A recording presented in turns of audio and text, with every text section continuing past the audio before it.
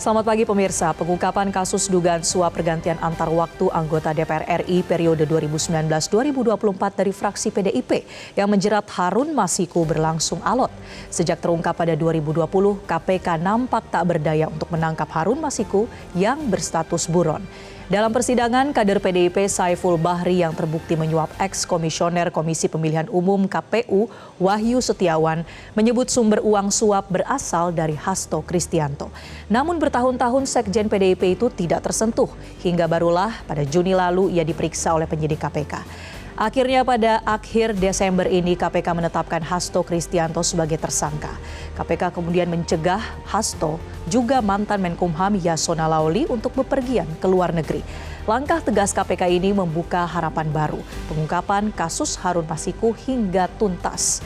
Inilah editorial Media Indonesia edisi Kamis 26 Desember 2024 dengan tema Bayar Lunas Kasus Harun Masiku. Bersama saya Marcelina Tumundo. Pemirsa, Anda juga bisa berpartisipasi dan berinteraksi melalui telepon interaktif di nomor 021 583 99 100. Dan pemirsa, pagi ini telah hadir bersama saya anggota Dewan Redaksi Media Group Jaka Budi Santosa. Selamat pagi Mas Jaka. Selamat pagi Mbak Marcel. Apa kabar Mas Jaka? Alhamdulillah baik. Alhamdulillah baik, sehat. Ya. Kita sudah memasuki akhir tahun. Betul. Sudah sebentar lagi masuk ke 2025, tapi nampaknya masih ada yang berhutang Mas Jaka kepada kita ya. Untuk itu tema kita hari ini adalah bayar lunas kasus Harun Masiku.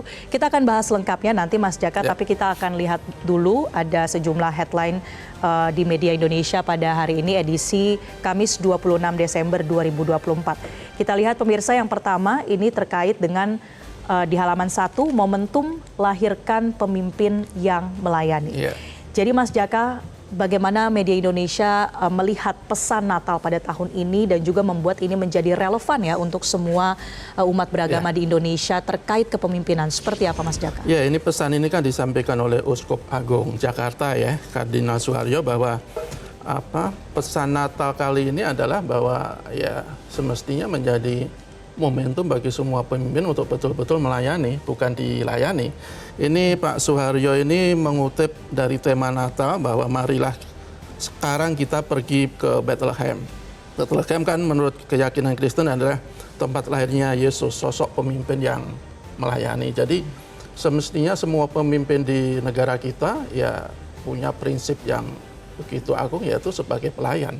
Bukan minta dilayani oleh rakyat, bukan diminta dihormati, disanjung-sanjung, tetapi betul-betul melindungi, melayani dan mensejahterakan semua masyarakat. Itu pesan Natal yang saya pikir sangat relevan dalam situasi yang ada sekarang. Dan kalau kita lihat juga ada pesan-pesan lain yang menurut saya juga sangat substansial, seperti yang disampaikan oleh Menteri Agama misalnya, bahwa pesan Natal kali ini harus menjadikan semangat bagi kita untuk semakin meningkatkan toleransi, meningkatkan harmonisasi di antara sesama anak bangsa, sehingga kita bisa betul-betul merajut kerukunan bagi masa depan bangsa kita. Dan yang tidak kalah penting menurut saya Mbak Marcel, kita bersyukur perayaan Natal kita tahun ini berlangsung lancar, damai, aman, damai dan antusias. Semangat toleransi juga sangat tinggi, dan mudah-mudahan ini bisa terus kita terapkan dalam kehidupan sehari-hari, bahwa kita berbeda-beda dalam keyakinan, dalam agama, dalam suku, dalam etnis, segala macam, tapi kita adalah suatu bangsa yang harus saling menghormati, saling melindungi, dan ya saling bekerja sama dalam segala hal. Ya, di sini juga Media Indonesia menyoroti bahkan soal korupsi ya. Di momen Natal ini mungkin diwarnai juga dengan pemberitaan terkait dengan kasus-kasus korupsi, dan tentunya ini juga membuat kita kembali mempertanyakan bagaimana sebetulnya situasi kepemimpinan di Indonesia. Mengapa sampai terkait kepemimpinan harus diikuti dengan penyorotan akan korupsi? Ya, ini juga disampaikan oleh Pak Uskup Kardinal Suharyo ya. Dia menyoroti situasi bangsa kita yang dimana korupsi itu masih menjadi masalah yang sangat serius, masalah yang sampai sekarang belum bisa diatasi secara maksimal, dan dia mengingatkan bahwa korupsi adalah konsep jati diri yang paling mendasar dalam watak manusia.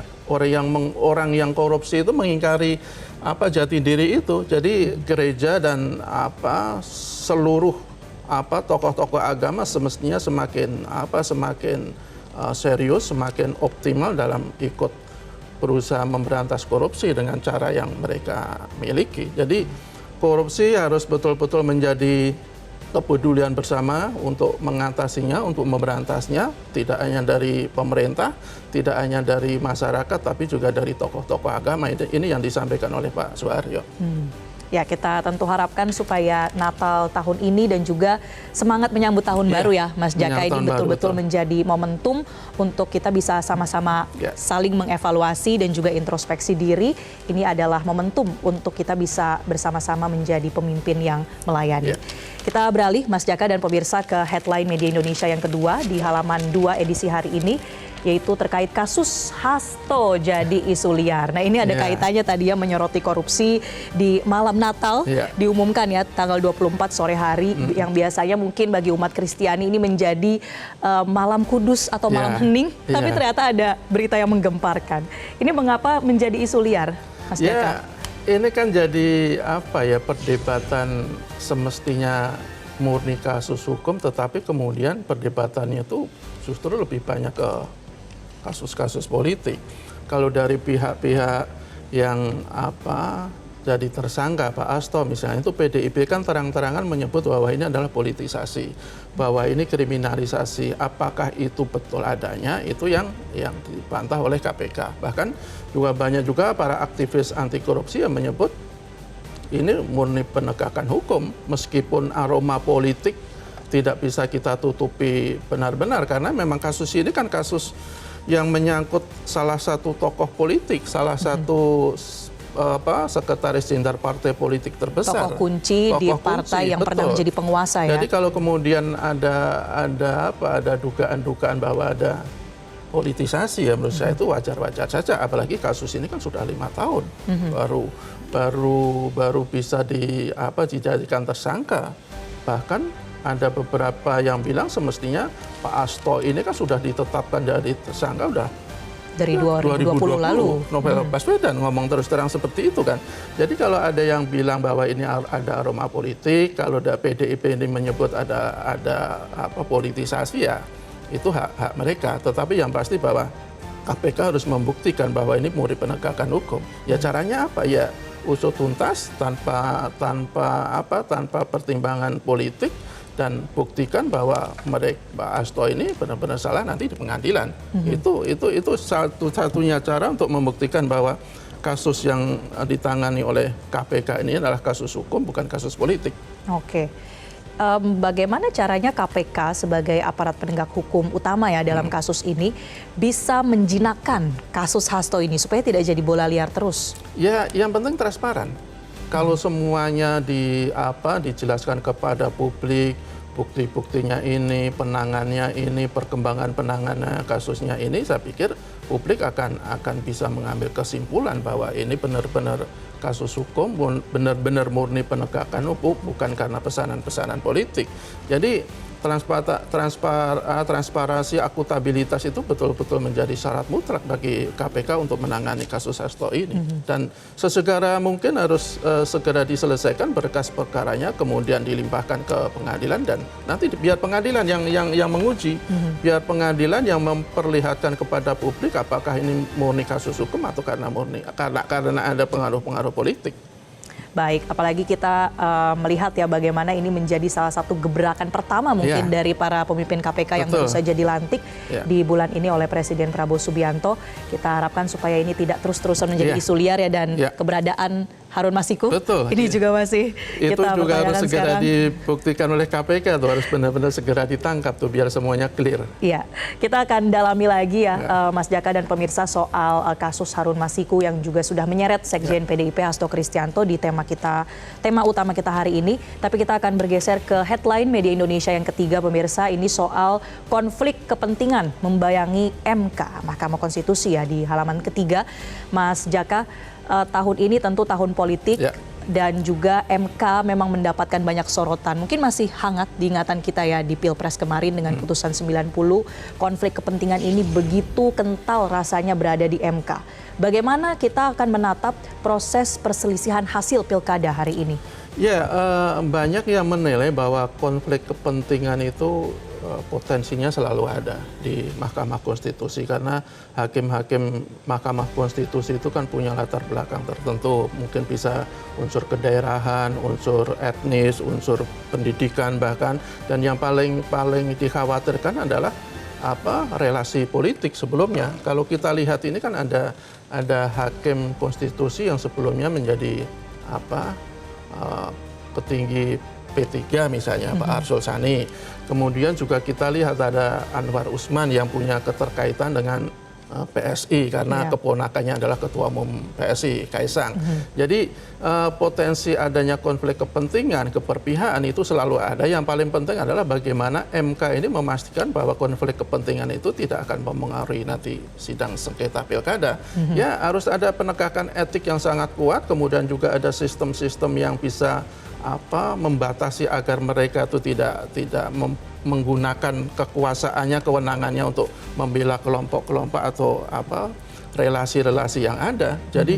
Jadi kalau saya lihat kan sudah ada beberapa mekanisme yang disampaikan oleh MK ya. Misalnya kayak Pak Anwar Usman mungkin nanti tidak bisa menangani kasus sengketa pilkada yang melibatkan PSI misalnya, atau mungkin Pak Arsul Sani mungkin juga boleh tetapi tidak bisa membuat keputusan ketika ada sengketa pilkada yang melibatkan calon kepala daerah yang diusung oleh P3 misalnya.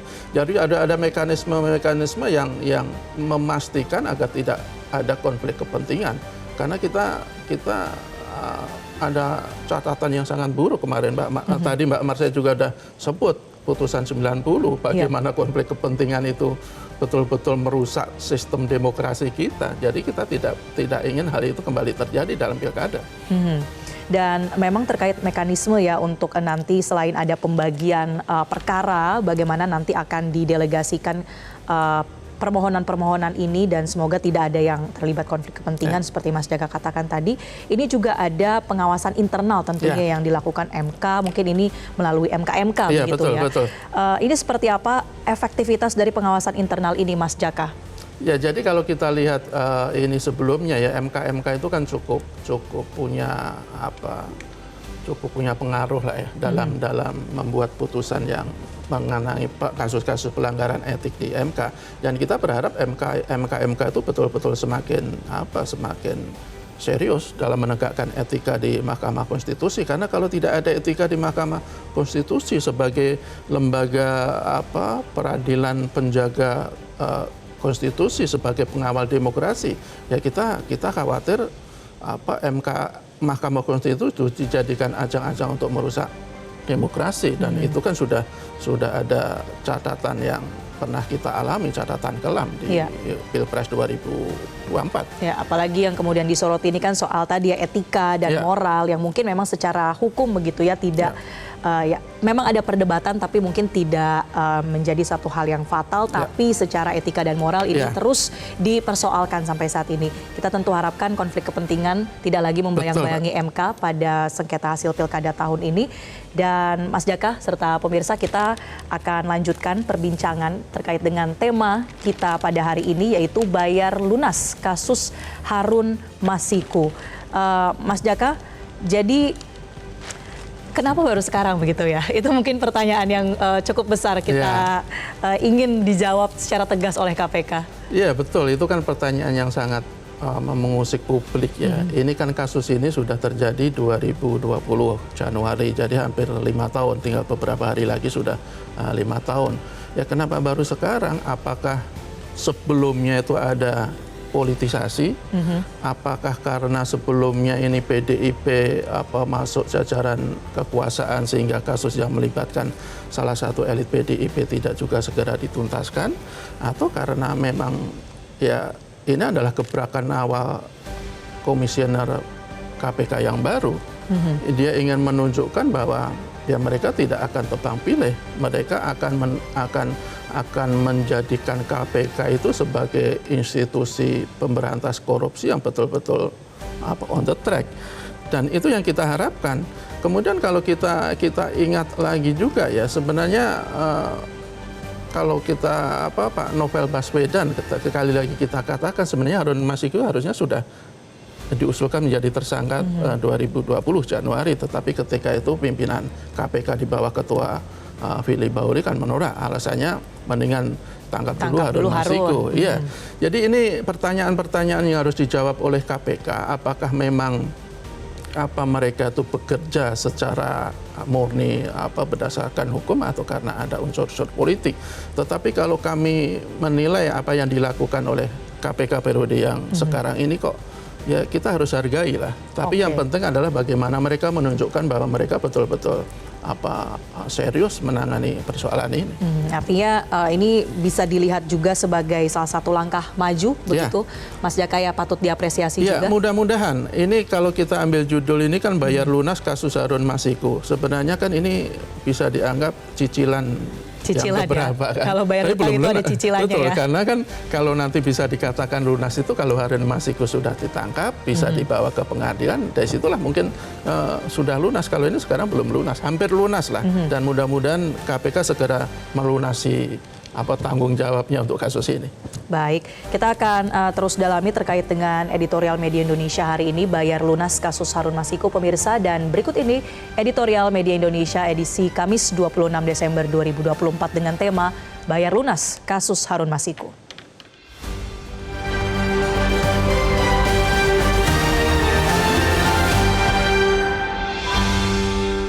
Bayar lunas kasus Harun Masiku.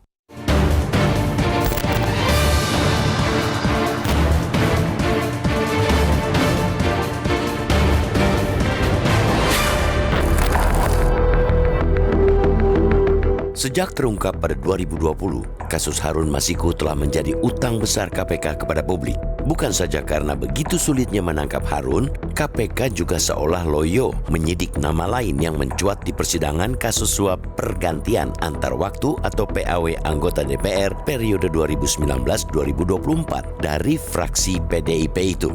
Dalam sidang, kader PDIP Saiful Bahri yang terbukti menyuap ex-komisioner Komisi Pemilihan Umum atau KPU Wahyu Setiawan menyebut sumber uang berasal dari Hasto Kristianto. Namun bertahun-tahun Sekjen PDIP itu tidak tersentuh hingga barulah Juni lalu ia diperiksa penyidik KPK. Tidak hanya itu, pertengahan Desember KPK memeriksa pula mantan Menkumham yang juga kader PDIP, Yasona Lauli. Yasona diperiksa terkait dengan perlintasan Harun Masiku selama jadi buron dan permintaan fatwa ke MA terkait dengan posisi pergantian caleg terpilih yang meninggal dunia. Perkara yang menjerat Yasona di insiden perlintasan Harun juga terus dikuak. Pada awal 2020, Harun yang sudah masuk DPO dapat bolak-balik Jakarta-Singapura. Dalih kala itu adalah keterlambatan masuknya data imigrasi ke server Ditjen Imigrasi. Kemarin, atau sehari setelah Hasto ditetapkan sebagai tersangka suap, KPK mengeluarkan surat larangan berpergian ke luar negeri untuk Yasona dan Hasto. Hasto sendiri ditetapkan pula menjadi tersangka untuk kasus lainnya, yakni perintangan penyidikan. Ia disebut KPK memerintahkan anak buahnya merendam ponsel Harun. Berdasar pengakuan mantan penyidik KPK, Novel Baswedan, penetapan tersangka bagi Hasto sebenarnya juga sudah diusulkan sejak 2020. Ini karena bukti yang dianggap cukup dari operasi tangkap tangan atau OTT pada Wahyu kala itu. Namun justru pimpinan KPK saat itu yang ingin Harun tertangkap dulu ketimbang memproses Hasto. Dengan begitu, termasuk dari pemeriksaan terbaru, maka tidak aneh jika terperiksa dinaikkan statusnya menjadi tersangka. Begitu pula dengan pencegahannya ke luar negeri. Malah tentu mandeknya kasus ini yang patut membuat kita curiga akan adanya tekanan politis. Apalagi minggu lalu, Ketua Umum PDIP Megawati Soekarno Putri mengatakan akan mendatangi KPK jika Hasto ditetapkan sebagai tersangka. Tegas kita nyatakan bahwa tekanan politis, baik dari penguasa ataupun oposisi, seharusnya sama-sama tidak mendapatkan tempat di mata hukum. Kita mesti mendorong agar Komisi Anti Rasuah itu benar-benar membayar lunas utang kasus Harun Masiku pada bangsa ini tanpa ada tekanan maupun kepentingan lain di luar kepentingan penegakan hukum. Caranya tentu saja dengan sesegera mungkin membawa kasus Hasto ke pengadilan. Di persidangan itu pula KPK harus dapat menghadirkan segala bukti kuat yang disebutkan sudah dikantongi. KPK juga harus dapat menunjukkan dengan jelas keterkaitan Hasto maupun jika nanti ada tersangka baru di kasus suap PAW dan buronnya Harun Masiku. Hanya dengan persidanganlah PDIP dan juga seluruh rakyat dapat melihat ada atau tidaknya tekanan politis di kasus ini.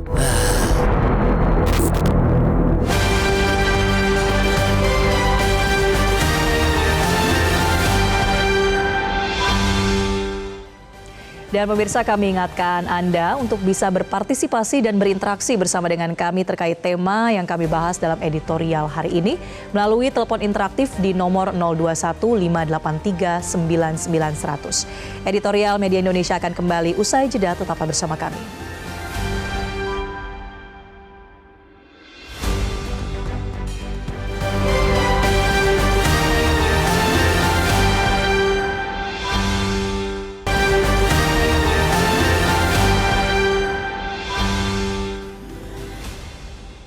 Pemirsa, Anda kembali di editorial Media Indonesia. Untuk membahas tema editorial hari ini, kami telah terhubung melalui sambungan telepon dengan juru bicara KPK, Tessa Mahardika Sugiarto. Selamat pagi, Mas Tessa. Selamat pagi, Mbak Marcel. Mas Tessa, apa yang menjadi pertimbangan KPK sehingga sampai saat ini belum menahan Sekjen PDIP setelah ditetapkan sebagai tersangka? Ya, terima kasih. Tentunya untuk menahan tersangka itu ada beberapa syarat ya, yang bersangkutan tidak akan melarikan diri dan sebagainya, dan itu akan menjadi penilaian penyidik untuk waktu yang tepat kapan yang bersangkutan akan ditahan. Itu yang pertama. Yang kedua, penahanan itu akan membatasi waktu penyidikannya karena ada jeda waktu atau timeline sekitar 120 hari, kalau pemberi itu hanya 60 hari diberikan waktunya oleh undang-undang, sehingga apabila itu dilakukan maka akan semakin sempit lagi kesempatan bagi penyidik untuk dapat memeriksa saksi, memperkuat alat bukti, walaupun pada saat perkara ini dinaikkan itu sudah diyakini adanya kecukupan alat bukti. Baik, jadi memang kecukupan alat bukti dan juga ada tenggat waktu 60 hari itu ya. Tapi Mas Tessa, soal penetapan tersangka Hasto Kristianto ini disoroti, apalagi karena kasus ini sudah masuk persidangan dan juga inkrah untuk tersangka lainnya. Bagaimana tanggapan KPK? Ya, saya pikir ini menunjukkan bahwa KPK tetap bekerja ya, walaupun banyak sekali opini publik yang menganggap KPK ini tidak memiliki niatan untuk menyelesaikan perkara ini. Memang ada pandangan kenapa kok tidak dilakukan pada saat kegiatan tangkap tangan di awal Januari tahun 2020. Di KPK ini kita memiliki mekanisme dalam menetapkan tersangka itu ujungnya adalah forum expose, di mana di dalam forum expose itu tim penyelidik, tim penyidik, tim jaksa penuntut umum, struktural penindakan sampai dengan 5 pimpinan itu berada di dalam satu ruangan dan membahas semua bukti-bukti yang ada, keterangan saksi dan lain-lain, dan di situ akan diputuskan mana yang terbaik, tentunya berdasarkan fakta hukum ya. Dan pada saat itu diputuskan untuk tersangka-tersangka lain terlebih dahulu untuk dinaikkan sebagai tersangka. Nah, dalam perjalanannya penyidik menemukan bukti-bukti tambahan, sebagaimana yang kita juga ketahui di beberapa kesempatan, adanya pemeriksaan saksi, adanya penggeledahan yang dilakukan oleh penyidik, penyitaan barang bukti elektronik dan dokumen, sehingga ini membuat penyidik memiliki keyakinan yang kuat kalau penasihat penasihat hukum dari Bapak HK ini menggunakan istilah term beyond reasonable doubt. Penyidik sudah tidak lagi memiliki keraguan, dan tentunya di dalam forum expose yang sebagaimana dilakukan beberapa waktu yang lalu, seluruh elemen yang tadi sudah disebutkan meyakini dan setuju untuk Bapak HK dinaikkan statusnya sebagai tersangka. Mas Tessa, di konferensi pers tanggal 24 Desember kemarin ini sudah ditanyakan ya soal dugaan tekanan politis dalam penetapan tersangka Sekjen PDIP Hasto Kristianto. Nah, kalau KPK menyatakan bahwa ini tidak politis, lantas bukti apa yang membuat penyidik baru sekarang menetapkan Hasto sebagai tersangka?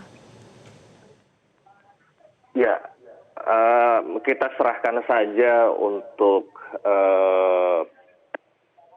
perbincangan mengenai politis atau tidak politisnya kepada para politikus ya. Kita serahkan itu berjalan di ruang publik, dan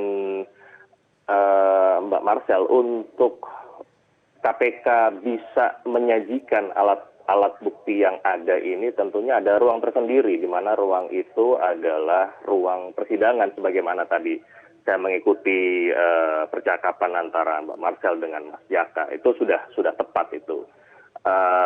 Kita juga berharap penanganan perkaranya juga tidak terlalu lama sehingga dapat disajikan seluruh alat buktinya di persidangan. Itu bisa dilihat juga oleh publik, dapat diikuti, dan ini juga dapat diuji oleh penasihat hukum.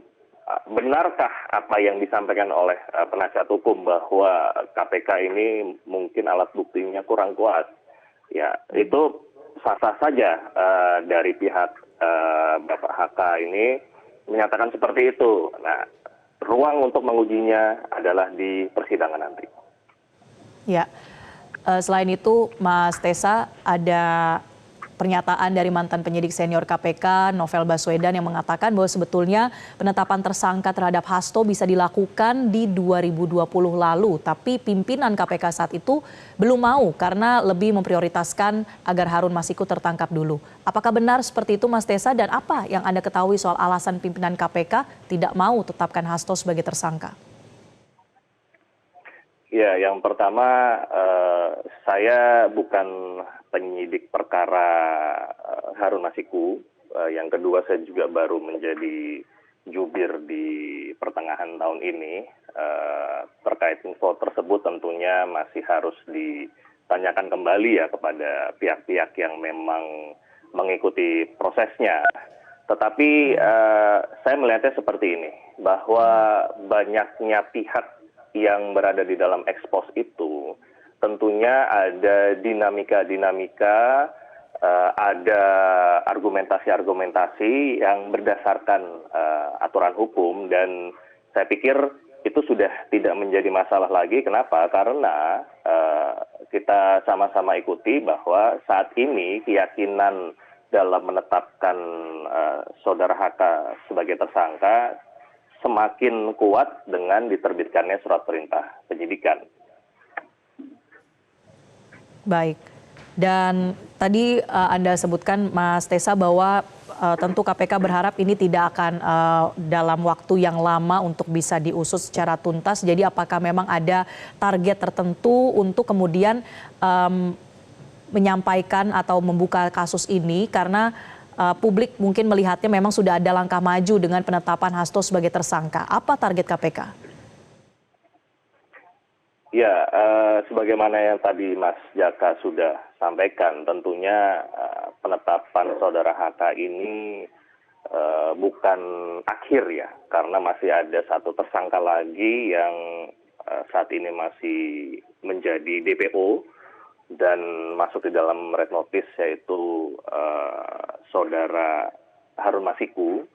Ya, penyidik dan tim masih aktif melakukan pencarian kepada saudara Harun Masiku, sebagaimana beberapa kesempatan yang sudah KPK juga berharap apabila ada masyarakat yang mengetahui informasi keberadaan saudara Harun Masiku dapat menyampaikan kepada penyidik KPK melalui saluran yang ada di beberapa kesempatan sudah disiarkan baik di media online maupun di media YouTube maupun media-media lainnya, terlepas dari aktivitas pencarian aktif yang dilakukan oleh penyidik. Baik, terakhir Mas Tesa, jadi KPK tahu nggak di mana keberadaan Hasto Kristianto saat ini? Ya, saya tidak bisa membuka informasi tersebut karena saya pikir yang masyarakat inginkan tentunya yang bersangkutan bisa segera ditemukan. Saya pikir kita serahkan hal itu kepada penyidik. Ya, mari kita sama-sama berdoa semoga dengan bergulirnya kasus ini saudara Harun Masiku dapat bisa segera ditemukan kembali. Baik, terima kasih juru bicara KPK Mas Tesa Mahardika Sugiarto telah bergabung bersama kami di Editorial Media Indonesia. Selamat pagi Mas Tesa. Ya, Mas Jaka, kita lanjutkan pembahasan. Jadi kalau tadi disampaikan oleh juru bicara KPK bahwa memang ada beberapa pertimbangan ya mengapa tersangka Hasto Kristianto ini belum kunjung ditahan. Tidakkah ini kemudian menimbulkan semacam trauma begitu karena Harun Masiku juga belum kunjung ditahan sudah 5 tahun? Ya, kalau sekarang kan Pak Hasto ini kan sudah udah dicegah ya. Jadi seharusnya dia tidak bisa pergi ke luar negeri.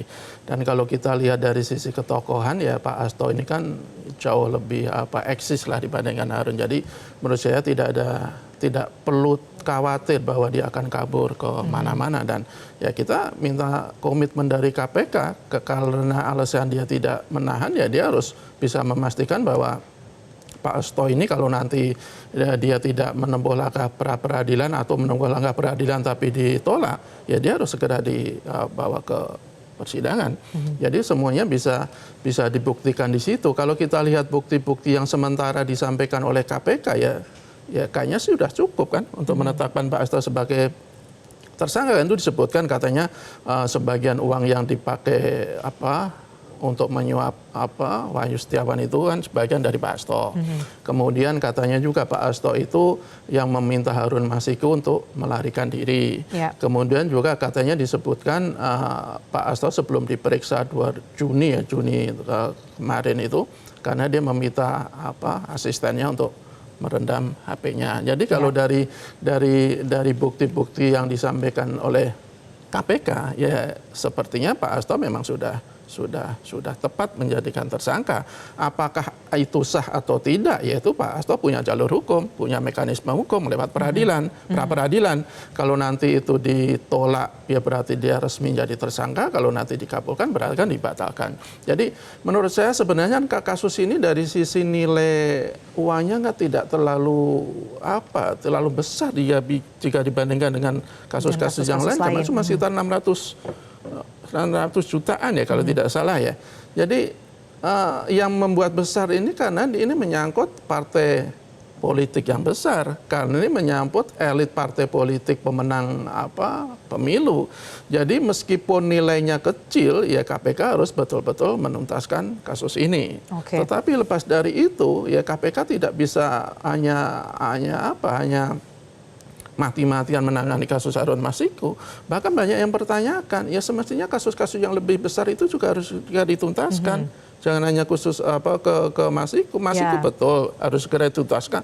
Tetapi yang tidak kalah penting, yang tidak kalah mendesak adalah kasus-kasus yang lebih besar. Dan kita berharap ini tidak hanya sekedar bahwa keinginan KPK untuk menunjukkan bahwa dia bekerja, tetapi kita mendesak bahwa mereka betul-betul bekerja. Salah satunya tuntaskan kasus Masiku, kemudian tuntaskan juga kasus-kasus besar yang lain. Masih banyak kalau kita data kasus-kasus yang sampai sekarang belum tuntas, yang sampai sekarang masih menjadi pertanyaan publik, apakah pejabat-pejabat yang sekarang berkuasa itu benar-benar korupsi atau tidak? Ya karena kasusnya sampai sekarang belum dituntaskan. Saya pikir itu PR yang harus segera dijawab oleh KPK juga. Baik. Ya, dan juga tadi sudah disebutkan ya oleh juru bicara KPK soal apakah ini kemudian politis atau tidak. Ini memang terus menjadi perbincangan di publik, tapi kemudian penyidik KPK ini terus fokus untuk menuntaskan kasus ini terlepas dari berbagai pembahasan soal dugaan politis ini. Kita akan dalami lagi Mas Jaka soal kasus dari Harun Masiku dan juga dalam tema bayar lunas kasus Harun Masiku ini, pemirsa, tapi kita harus jeda terlebih dahulu. Tetaplah bersama kami di Editorial Media Indonesia.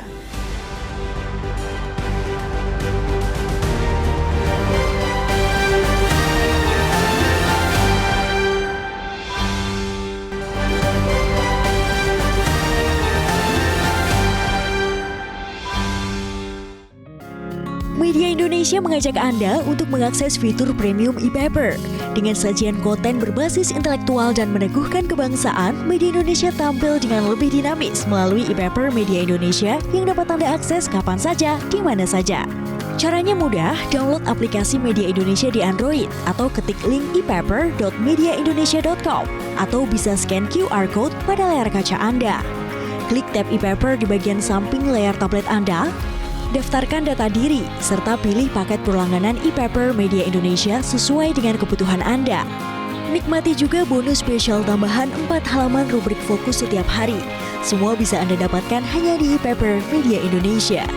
Untuk informasi lebih lanjut, hubungi customer service di nomor 0811 1201 2018 atau kunjungi media sosial @mediaindonesia. Media Indonesia, referensi bangsa.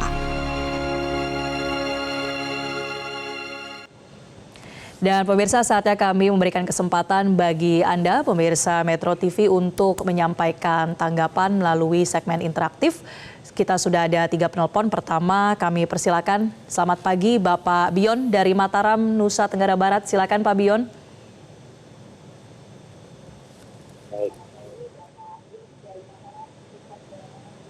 Selamat pagi, Pak Bion. Selamat pagi, Mbak. Selamat pagi, Bang Jaka. Selamat pagi, Metro. Jadi begini, ya. Ya, jadi begini, Mbak. Hukum pidana itu diatur dalam azas biorational doubt yang merujuk kepada azas yang dikatakan azas presumption of innocence dan azas tidak ada pun satu warga negara yang kebal terhadap hukum.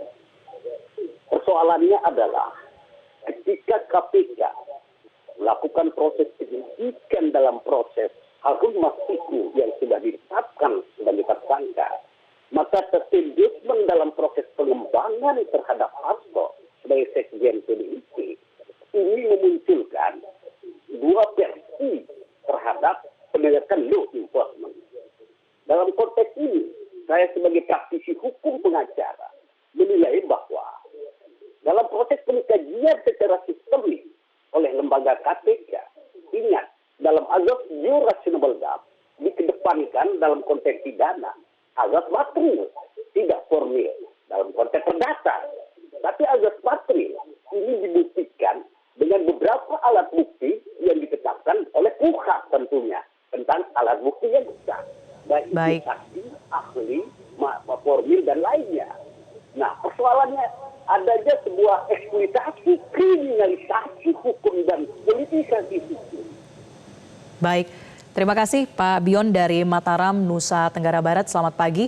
Selanjutnya kita beralih ke penelpon kedua. Ada Pak Tasrik Usman dari Banjarmasin, Kalimantan Selatan.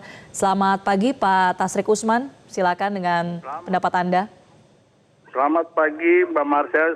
Assalamualaikum Pak Jaka. Waalaikumsalam. Bayar lunas kasus Harun Masiku. Bang Jaka, kasus ini kan sudah 5 tahun yang lalu. Saudara Wahyu sudah bebas. Kemudian Harun Masiku sekarang menjadi buron. Dan sekarang ada perkembangan Bang Hasto sudah menjadi tersangka dan dilarang untuk keluar negeri, termasuk ke Yasona Lawli. Nah, kita berharap bahwa KPK ini harus transparan dan akuntabel dalam mengurus kasus ini. Karena kasus ini kan susah juga kalau tidak dikaitkan dengan politik. Karena kalaupun Mas Hasto itu salah, mestinya 2020 yang lalu. Tapi kan baru sekarang. Tapi kita hargai langkah KPK. Nah, untuk itu kita juga meminta kepada KPK yang baru supaya bisa menuntaskan juga apa kabar dengan kasus-kasus besar lainnya, misalnya kasus Firly Bahuri, mantan ketua KPK yang sampai sekarang tidak jelas rimbanya. Kemudian bagaimana dengan laporan Pak Ubaidillah, salah satu dosen universitas swasta yang melaporkan kedua putra mantan presiden ke-7. Juga itu menyita perhatian publik yang sampai sekarang belum jelas. Nah, untuk itu kita berharap banyak kepada KPK yang baru ini laksanakan tugas itu murni karena masalah hukum tidak terintervensi dengan kepentingan-kepentingan politik penguasa. Mungkin itu saja. Terima kasih. Assalamualaikum warahmatullahi wabarakatuh. Waalaikumsalam. Terima kasih Pak Tasrik Usman dari Banjarmasin, Kalimantan Selatan. Berikutnya kami sapa. Selamat pagi Pak John Veto dari Batam, Kepulauan Riau. Silakan Pak John. Selamat pagi Mbak Marcel, selamat pagi Mas Jaka. Salam sehat selalu ya. Salam sehat. Pertama-tama saya mengucapkan selamat Natal kepada kru Metro TV ya, yang seluruh kru Metro TV yang mengikut yang ikut Natal gitu, rayakan Natal. Ya. Jadi begini, ini tema sangat dinantikan sebenarnya. Kemarin udah mulai dibedah semua, tapi ya tidak apa, hari ini hari kedua ya, Hasto dijadikan tersangka oleh KPK. Jadi begini, bayar lunas kasus Harun Masiku. Jadi ini udah berapa kali dibedah oleh di media editorial ini, baru sekarang ya lansai lah kalau bahasa kami itu nama lunas ya. Ya begini, KPK jilid baru ini kan baru berapa minggu siap dilantik ya, serah terima dengan yang dengan ketua KPK yang sekarang ini. Inilah kado sebenarnya bagi rakyat Indonesia, dan ditetapkan tanggal 24 sore. Tanggal 25-nya kita merayakan Natal gitu, rakyat Indonesia. Jadi begini, janganlah ada muatan politisnya. Tapi kalau saya nilai, apapun ceritanya, kalau menetapkan seseorang pengurus partai itu pasti ada muatan politisnya. Karena yang ditetapkan itu ya anggota partai, pengurus partai, apalagi sekjen partai, ya pasti dikaitkan ke sana. Tapi kita abaikan masalah itu. Baik. Ya, kita marilah berpikiran jernih. Kita abaikan masalah itu. Kita murni ini penegakan hukum. Itu aja yang dijawab sama KPK, udah selesai. Tidak usah kita tarik kemana-mana. Kalau ditarik ke politik ya ada pasti. Karena Yasona Lawli, kan dia pengurus partai. Tapi jangan di situ titik pijatnya tidak di situ. Murni hukum, udah selesai, gitu aja. Baik. Terima kasih Pak John Veto dari Batam, Kepulauan Riau sudah bergabung di Editorial Media Indonesia. Selamat pagi. Pemirsa, kami akan lanjutkan perbincangan di Editorial Media Indonesia. Kali ini tetaplah bersama kami akan kembali selepas jeda berikut.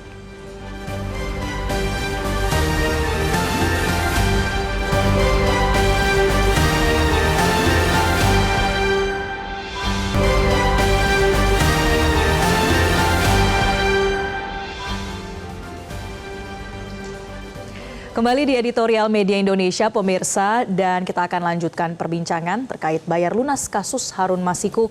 Mas Jaka, tentu tadi para penelepon publik tentunya mendorong agar kasus ini bisa diusut secara transparan dan juga akuntabel ya. Tapi kalau kemudian terus ada suara-suara yang mengatakan ini adalah politisasi, apakah kemudian dugaan ini tekanan politik memang perlu kita berikan perhatian khusus atau ya diredam dulu untuk supaya penyidik bisa bekerja secara objektif dan kasus ini ya bisa betul-betul transparan dan akuntabel?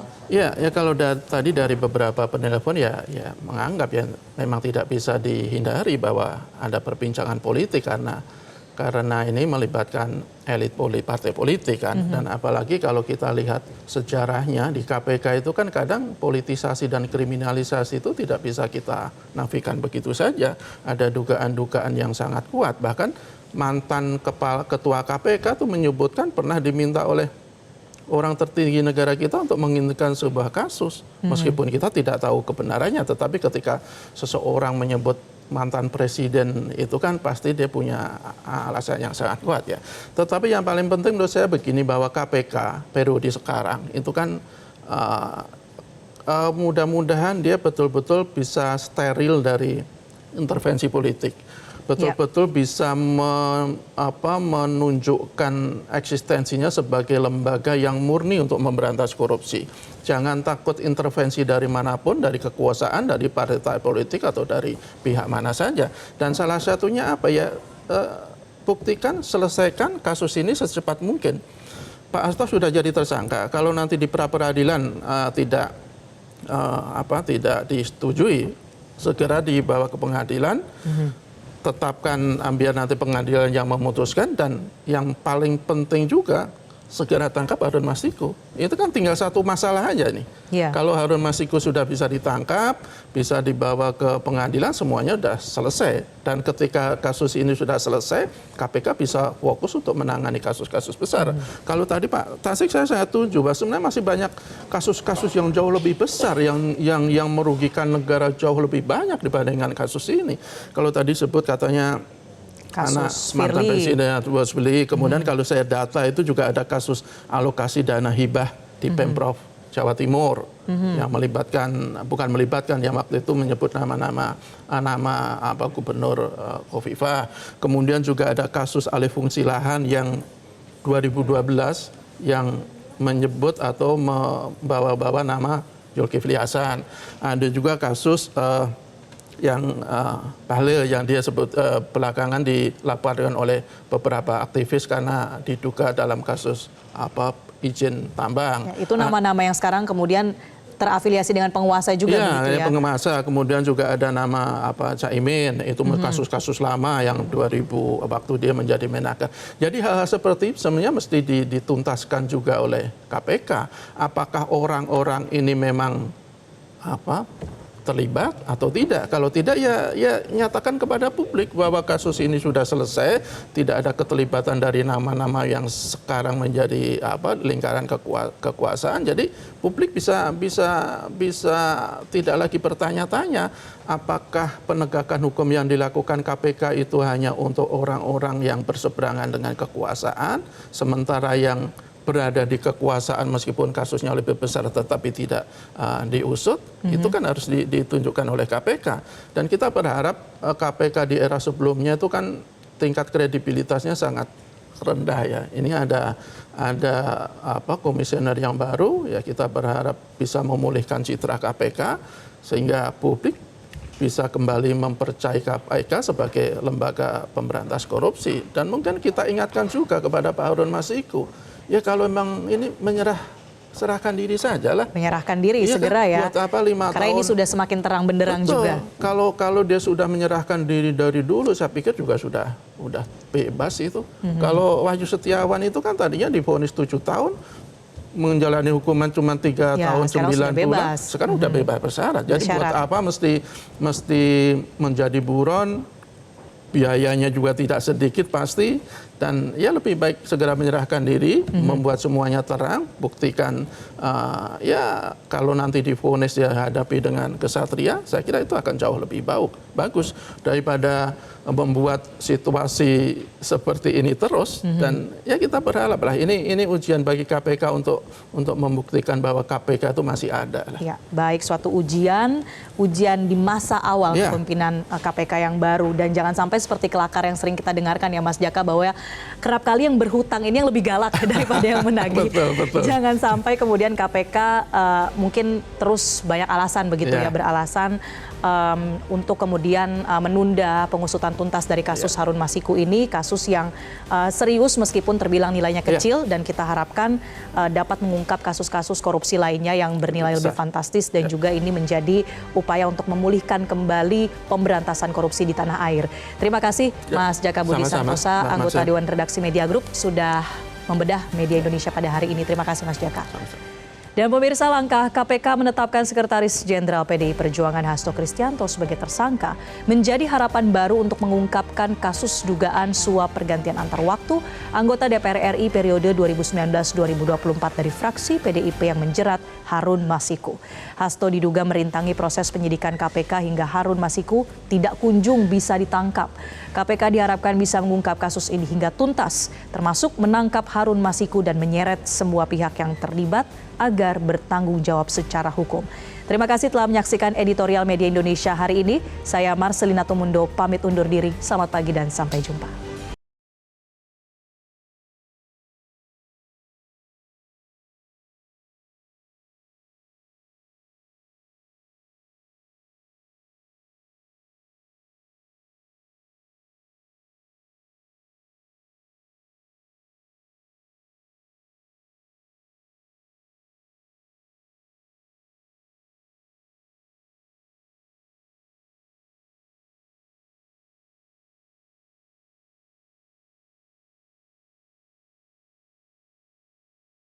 Jelajahi cara baru mendapatkan informasi. Download Metro TV Extend sekarang.